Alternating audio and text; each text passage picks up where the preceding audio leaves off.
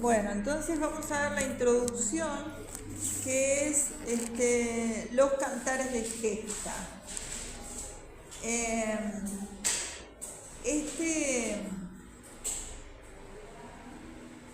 Este texto al que vamos a hacer referencia ahora se llama, le digo por si quieren consultarlo, está en biblioteca, es Manual de la Historia de la Literatura Francesa,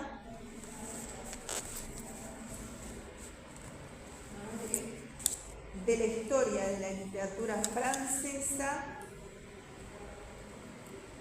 y los autores son G. Lanson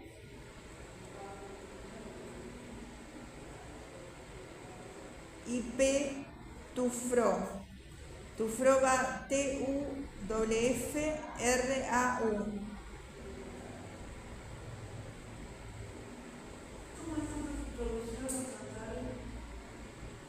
¿Cómo?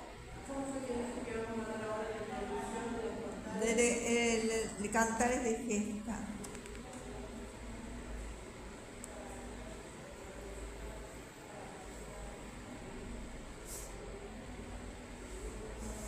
Recuerdan que nosotros vimos lo que era la epopeya en el semestre pasado, que la epopeya justamente era de qué, sobre qué trataba.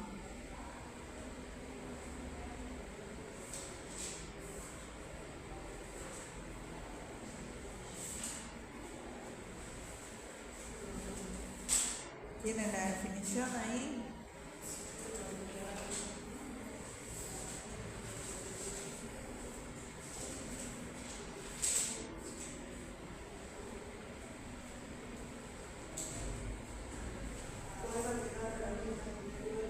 Ahí está.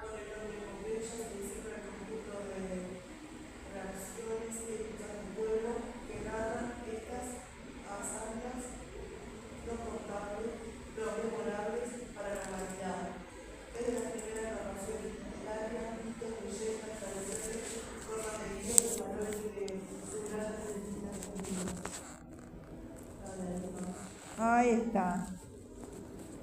Muy bien. Y en cuanto a la estructura, la epopeya, recuerdan que estaba escrita en verso y era una narración. ¿Se acuerdan? En aquel caso sí, porque estábamos refiriéndonos a Homero, pero recuerdan que por ejemplo con Virgilio sigue siendo epopeya.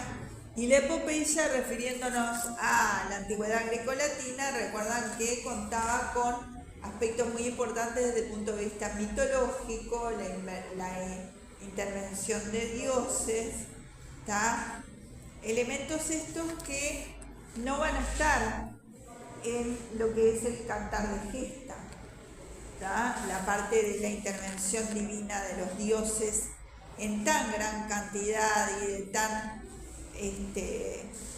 de manera tan exagerada, incidiendo en la vida de los hombres. Hay aparición de arcángeles, mención a Dios, etc. Pero no va a estar, como en la antigua epopeya grecolatina, aquella importancia de la parte mitológica. ¿Tá? Bien. Entonces, los cantares de gesta sería el título.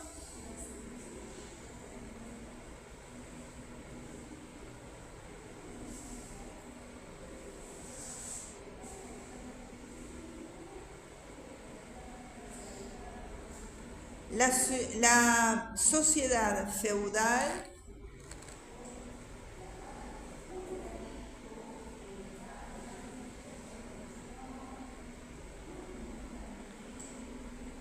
estaba fundada en dos grandes principios.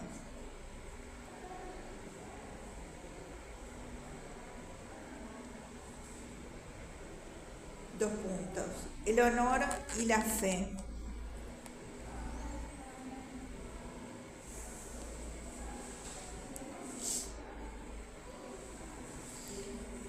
Sus obras preferidas eran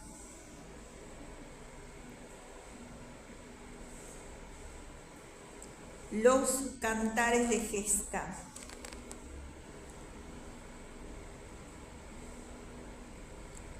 Entre paréntesis, es decir, de hazañas, cantares de hazañas.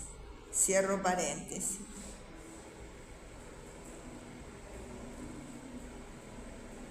Son epopeyas redactadas en el siglo XI, epopeyas redactadas en el siglo XI,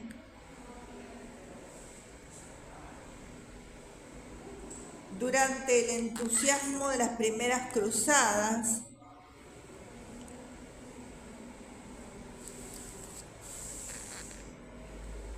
por clérigos y seglares, cruzadas, por clérigos y seglares,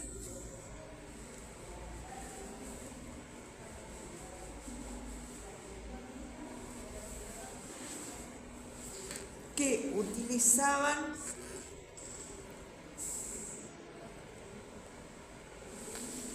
tradiciones conservadas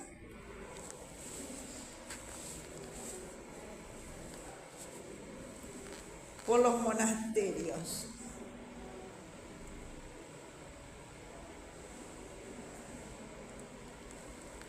La más bella de estas obras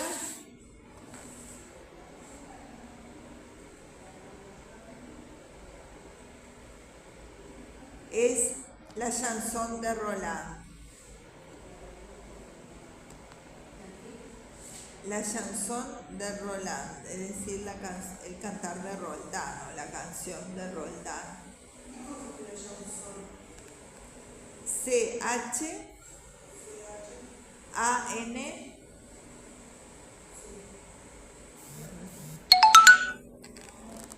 S-O-N.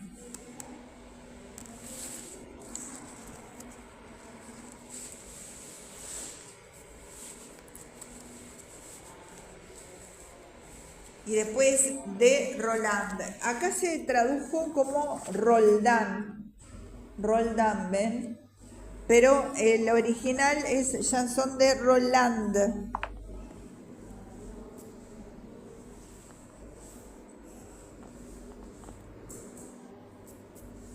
Bien.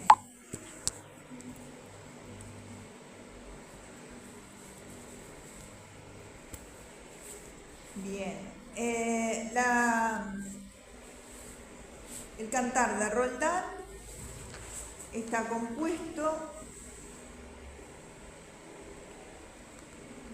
con mucha claridad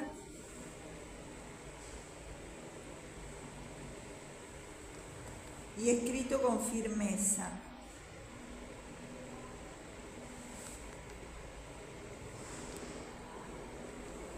Los caracteres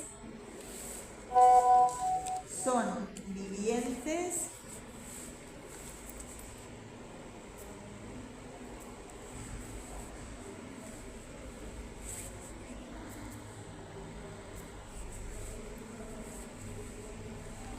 y a veces complejos.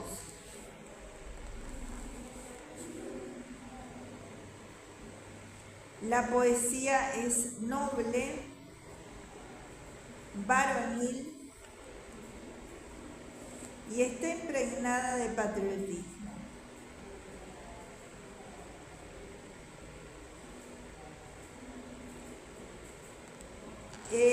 ¿A qué se refiere con esto de mucha claridad y escrita con firmeza?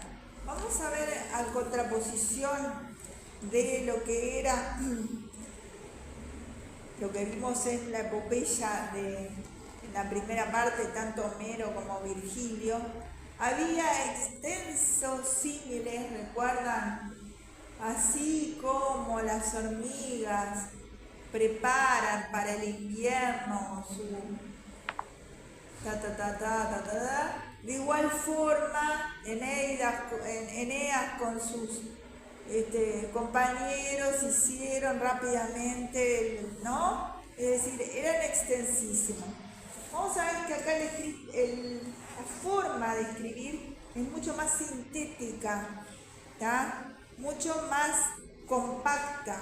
No hay extensos símiles, hay algunas comparaciones, tampoco hay exceso de figuras estilísticas. Van a ver que es un estilo bien diferente a las epopeyas de Homero y de Virgilio, ¿tá? Es decir, es mucho más conciso, compacto, es otra forma de escribir completamente. Por eso les decía, por eso dice con mucha claridad y escrita con firmeza, se refiere a ese tipo de estilo.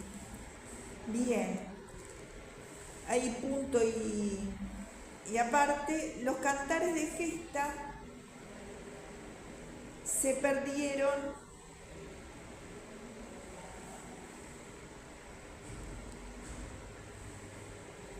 a consecuencia de su mismo éxito. Punto y seguido. Para satisfacer a un público insaciable,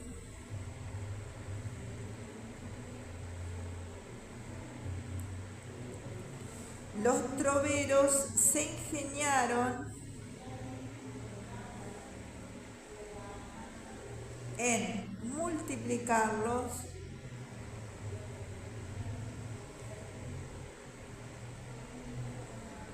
y agruparlos en ciclos.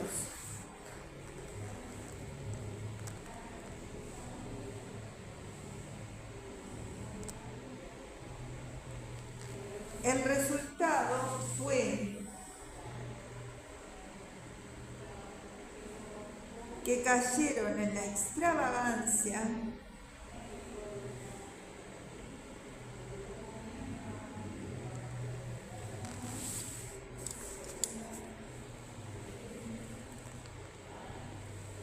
fue que cayeron, es lo último que les dije, ¿no? En la extravagancia o la vulgaridad, ¿sí? Coma, a medida que los dos grandes principios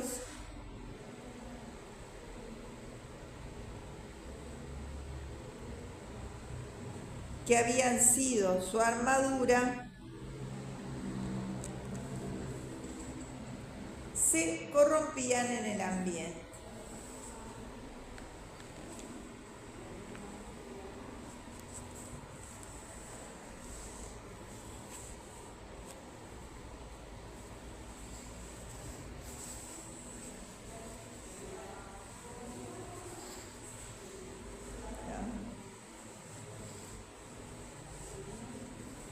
La descomposición del poder público, punto y aparte, la descomposición del poder público a la muerte de Carlomagno,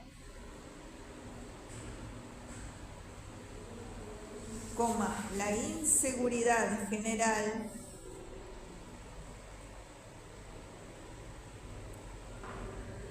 que resultó de ello en el siglo XI,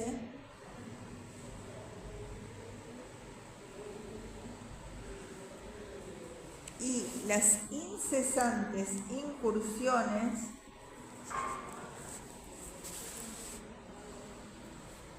de los extranjeros normandos y árabes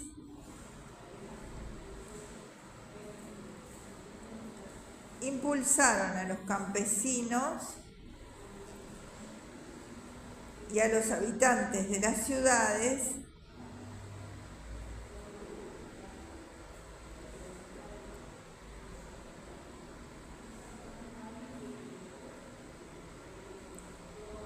a reconocer en cada localidad el dominio y la protección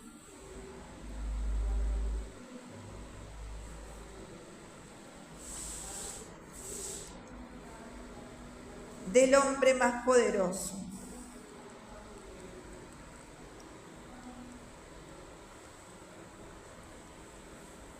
Así se estableció el feudalismo,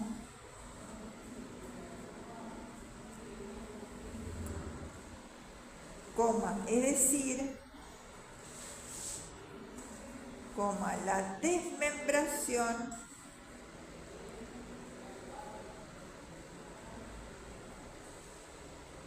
del territorio y del poder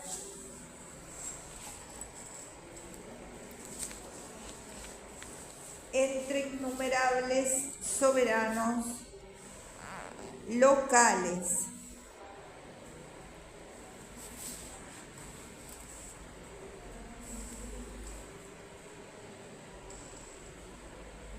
Después de locales va un punto y aparte y iría un pequeño subtítulo.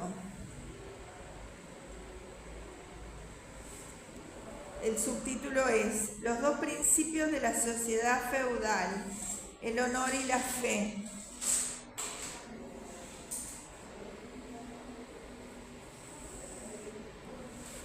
El honor y la fe.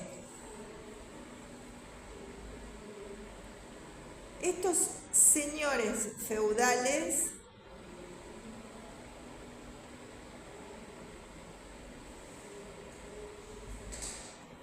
fortificados en sus castillos,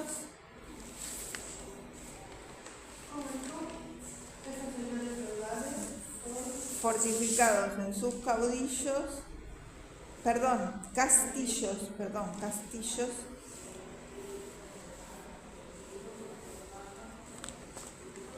sojuzgaron rápidamente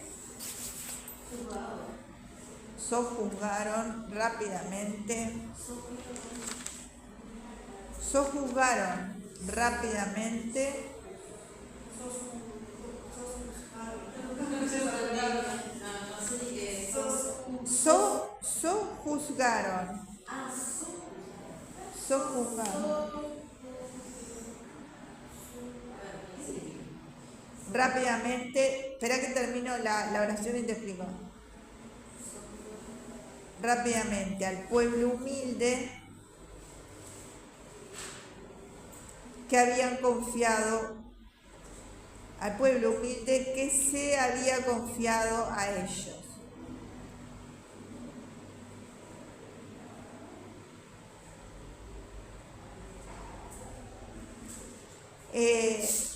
Hay que ahora les voy a dictar un compromiso entre el más humilde y el Señor. Entonces, la relación esa ocurre en un desnivel de poderes, ¿no es cierto?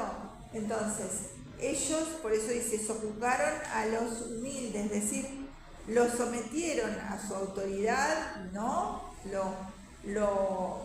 De una manera ellos tenían que pelear para el Señor y era una íntima relación de dependencia donde el señor feudal a la vez los protegía, pero a la vez también le debían dar hasta las producciones que ellos tenían, ¿no?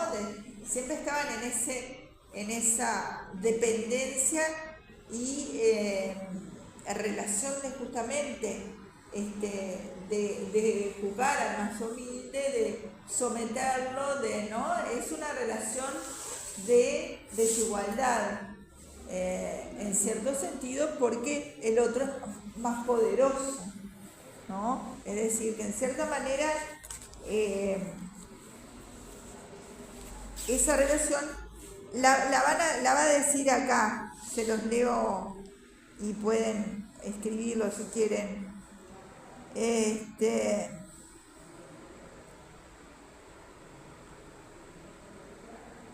Entonces, hasta confiado en ellos, ¿no? Ahí punto y seguido. Bien alimentados, constantemente a caballo, para la guerra o para la caza,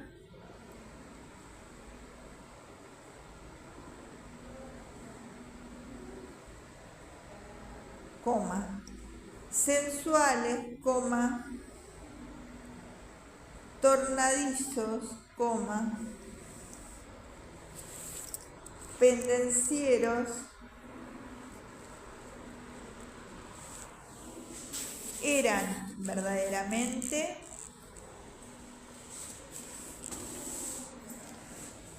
eran verdaderos bárbaros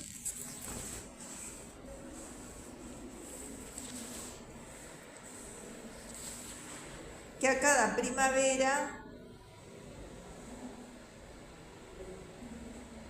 entraban en batalla.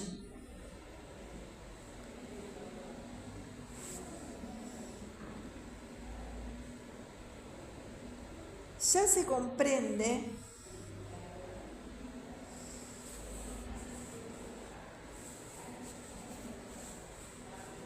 que en esta sociedad tan poco estable,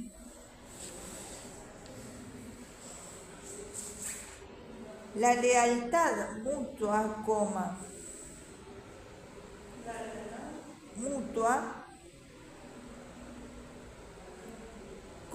el compromiso contraído de hombre a hombre,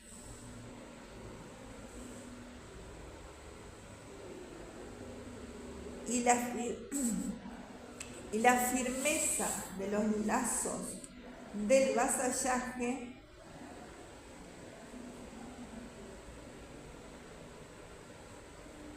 aparecieron como necesidades fundamentales.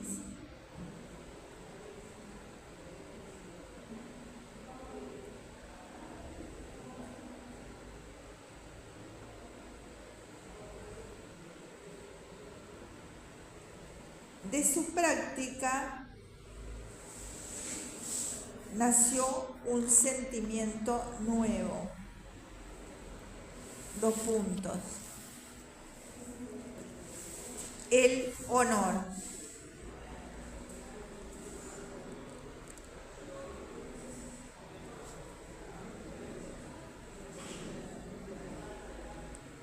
Punto y aparte.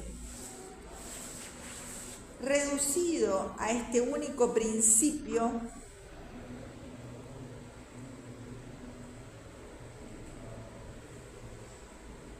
el mundo de entonces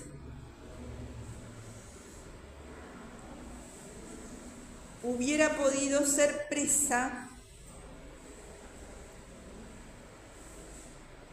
de la fuerza bruta,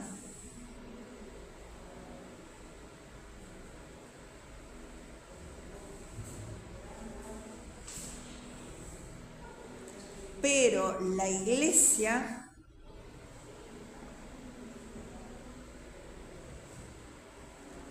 ejerció su influencia moderadora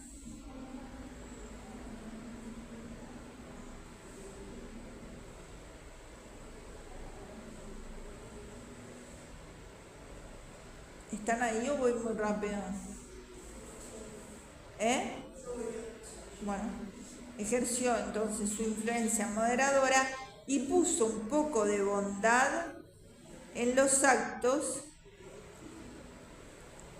ya que no siempre en los corazones.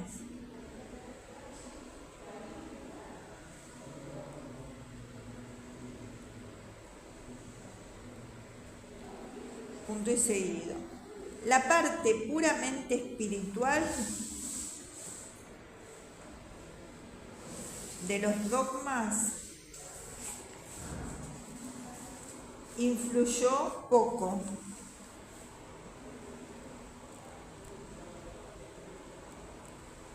Punto y coma. Pero un gran temor del diablo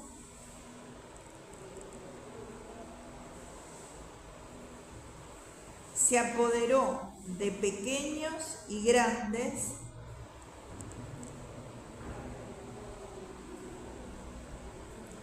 y el miedo a la condenación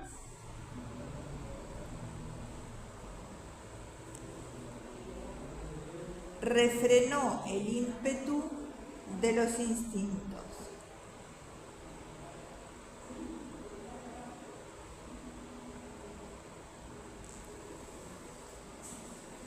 Todo lo que es rito material,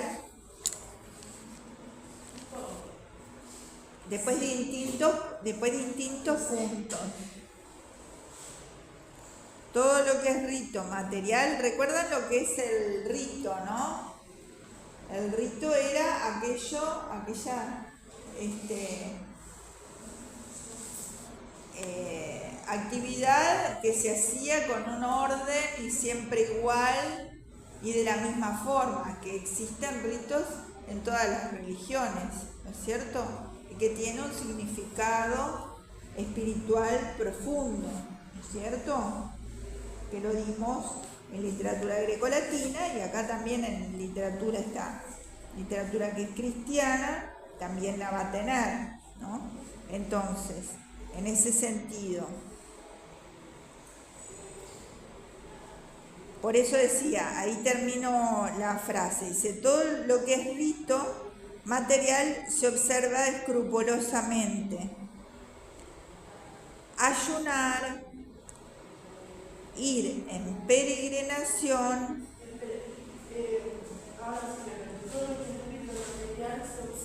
escrupulosamente, es decir, con mucho cuidado, se le da mucha importancia. Y después dice, ayunar, ir en peregrinación. ¿Saben lo que es ir en peregrinación? El peregrino justamente es el creyente que hace un trayecto, un recorrido y va junto con otros, por eso es en peregrinación, es en grupo, y llevando una virgen o llevando una cruz, ¿no? Peregrino, la peregrinación en general implica esa caminata, ¿no? Hacia un lugar, hacia una iglesia, un santuario, ¿no? Entonces, ¿qué eran los ritos? Ayunar, ir en peregrinación o marchar en la cruzada. A la cruzada. Dar dinero o utilizar la espada para el servicio de Dios. Es decir, si mataban en cruzada, no era para el servicio por sí, por matar, sino que era el servicio de Dios. ¿Queda? Sufragar misas o dotar conventos,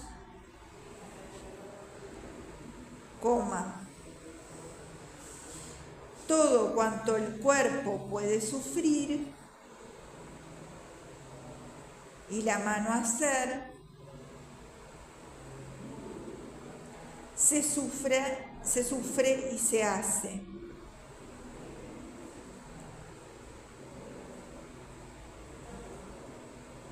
Pero la profunda filosofía, la pura moralidad del cristianismo,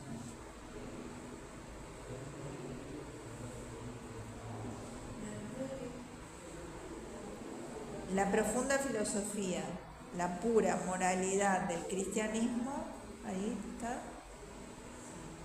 escapan en general a esos temperamentos ignorantes y brutales.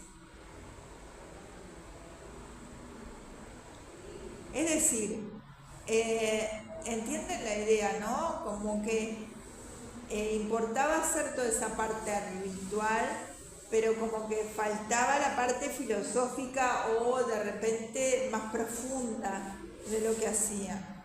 ¿Queda? Recuerden que siempre la parte de introducción es más teórica, pero después cuando analizamos los diversos textos es más fluida, pero siempre la introducción tiene que ser más teórica, ¿no? Bien, tal como es esta fe estrecha, pero absoluta,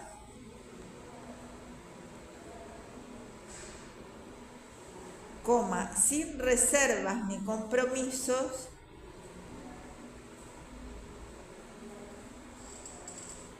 es el principio de la sociedad feudal.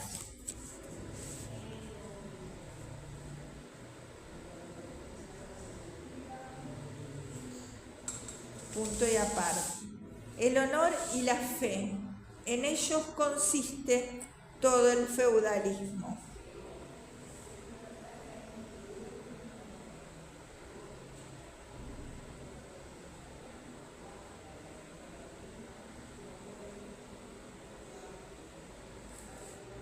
Con ellos desaparece, hacia la época en que los Valois,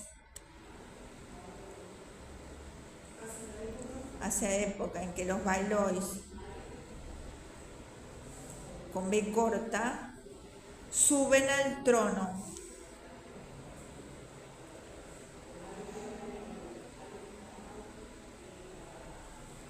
Esta fecha, 1328,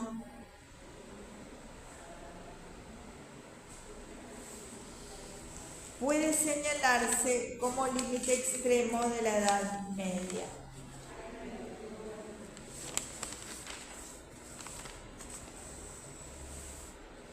Bien.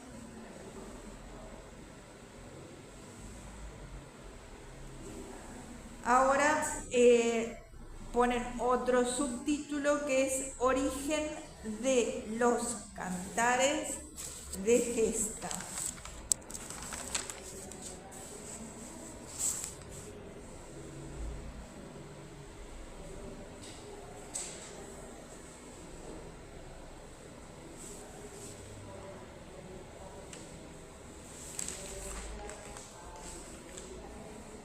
Esta sociedad militar tuvo muy pronto sus poemas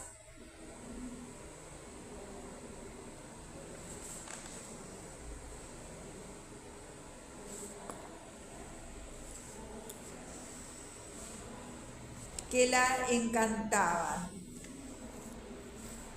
es decir, que le daban vida, que le daban un aspecto más personalizado, ¿no? No eran estas breves vidas de santos sencillas e ingenuas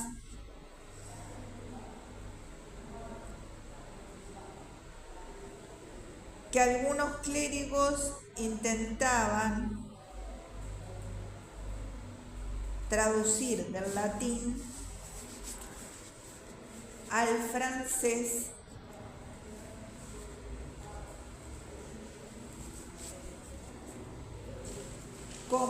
sino amplios poemas con pretensiones históricas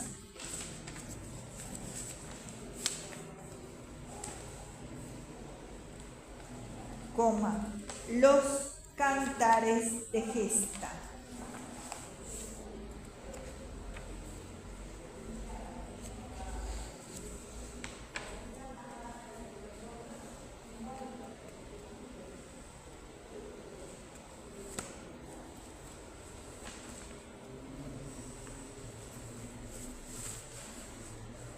Cuyo origen se ha explicado de distintos modos.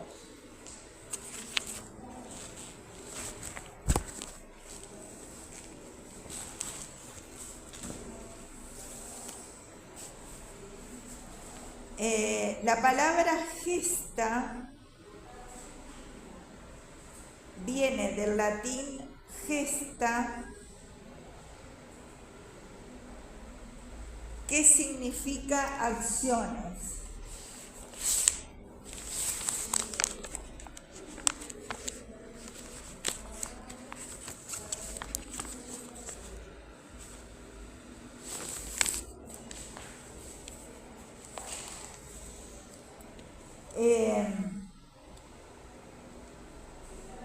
sea un plural neutro, es decir, gesta significa acciones, plural neutro, que se convirtió en sustantivo femenino.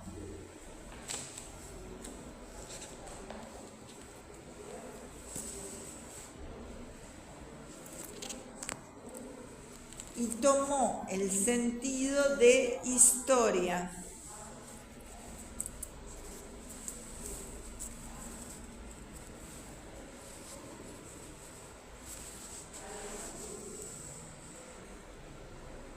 Un cantar de gesta es, pues,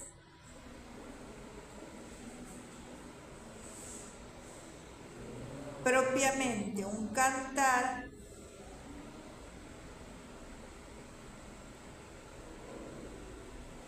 que tiene por asunto hechos históricos.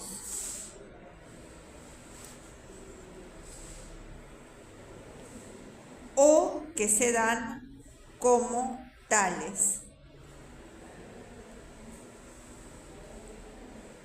Punto y seguido. Más tarde,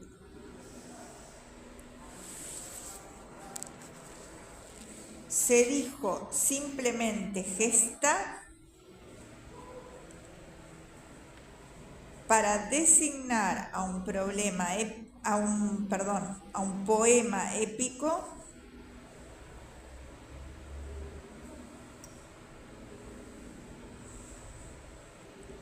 y se dio también este mismo nombre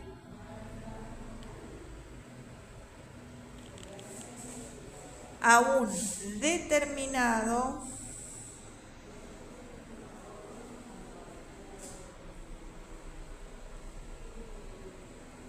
conjunto de tradiciones épicas correspondientes a lo que nosotros hoy llamamos ciclo.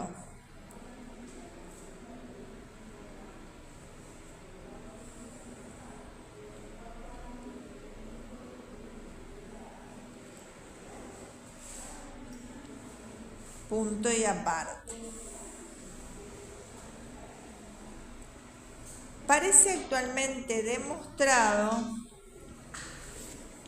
que nacieron en el siglo XI.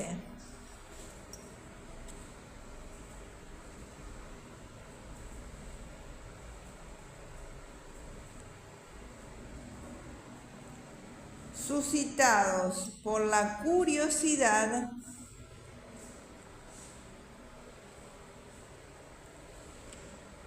misma de las multitudes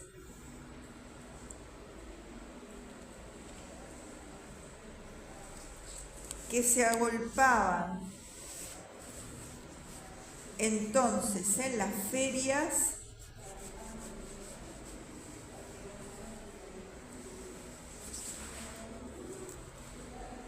alrededor de los santuarios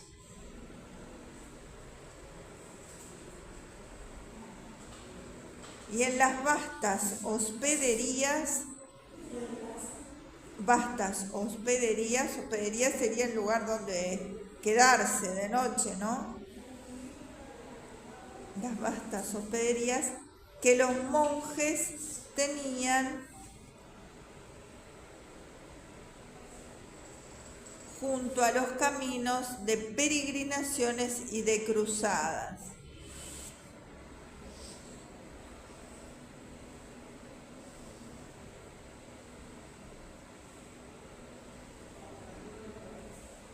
Punto y aparte. Estos cantares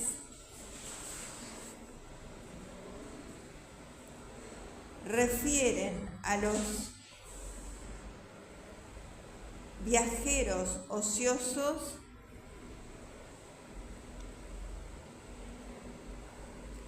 la historia de sus iglesias,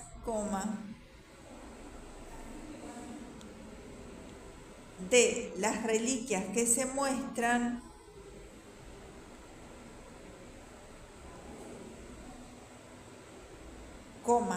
de los grandes varones cuyos sepulcros se iban a visitar.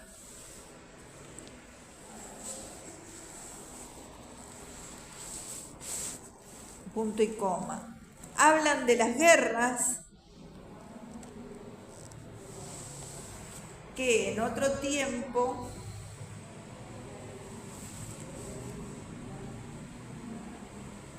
sembraron la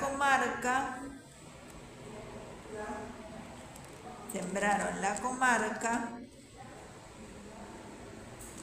de todas estas ruinas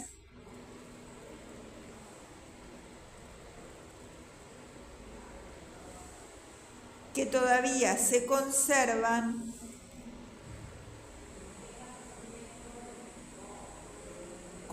de los sarracenos y de Carlomagno.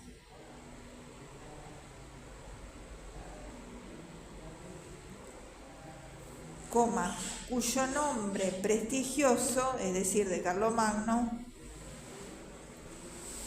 sigue viviendo en todas las imaginaciones.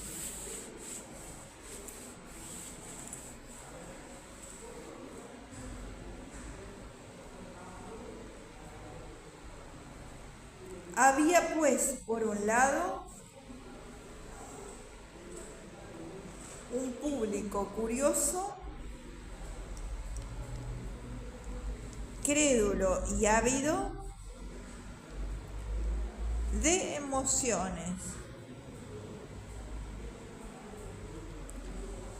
y por otro, unos relatos que pretendían ser historia, pero que a menudo no eran más que una deformación legendaria.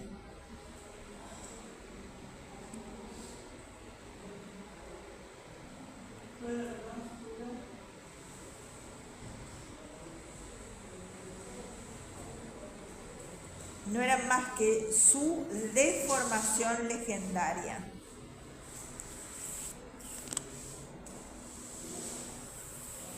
Punto y seguido. Materia intacta y público nuevo.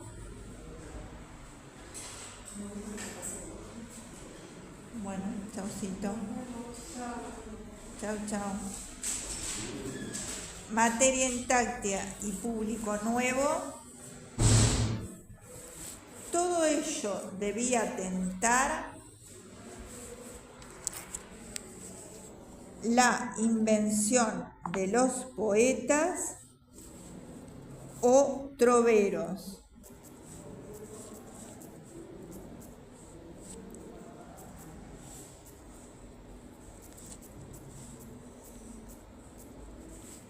Punto.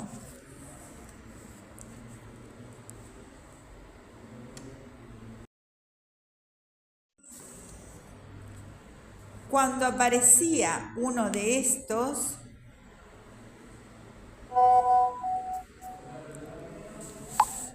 clérigo o seglar,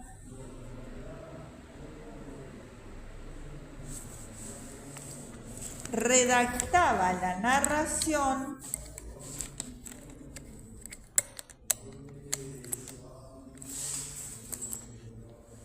y luego vendía su obra a los juglares.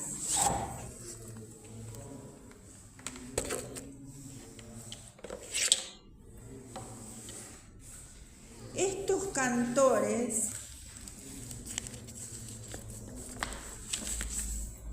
ambulantes, los juglares, tenían por oficio cantar en las fiestas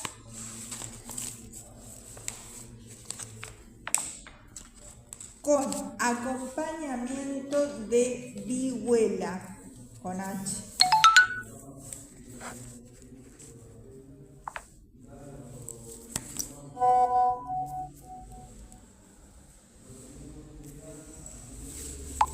gracias a ellos, los cantares de gesta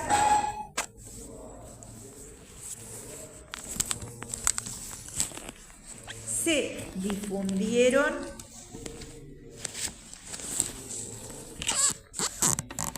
por los países más lejanos